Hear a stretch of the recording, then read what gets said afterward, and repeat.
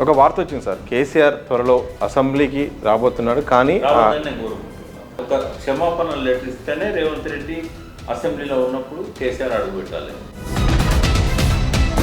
Sir పాలమూరుకి అన్యాయం విషయంలో ఏం జరుగుతుంది నిజంగా కేసీఆర్ గారు? ఎవరు అన్యాయం చేస్తున్నారు? పాలమూరుకి అన్యాయం చేస్తున్నారు చంద్రబాబు నాయుడు.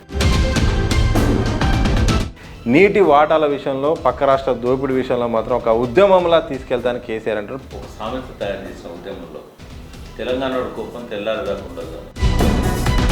కేసీఆర్కి ఒక మంచి లక్షణం ఉంది, ఆయన ఎవ్వరు లేకుండా బ్రేక్ఫాస్ట్ చేయడు, లంచ్ చేయడు, డిన్నర్ చేయడు. ఇప్పుడు ఏం చేయాలంటే ఆయన బ్రేక్ఫాస్ట్ ఉద్యమకాలతో చేయాలి. ఓటర్లను అలా వాళ్ళ అభిప్రాయాన్ని తిట్టడం కరెక్టేనా? మెజారిటీ ఓటర్లు చెప్తూ కొట్టుకోమని, మీరు కాంగ్రెస్ కోటేసినందుకు చెప్తూ కొట్టుకోమని చెప్పిన. నిగ్గదీసి అడుగు ఈ సిగ్గులేని జనాన్ని, అగ్గితోడి కడుగు ఈ సమాజ జీవచ్చనాన్ని. మారదు లోకం మారదు కాలం.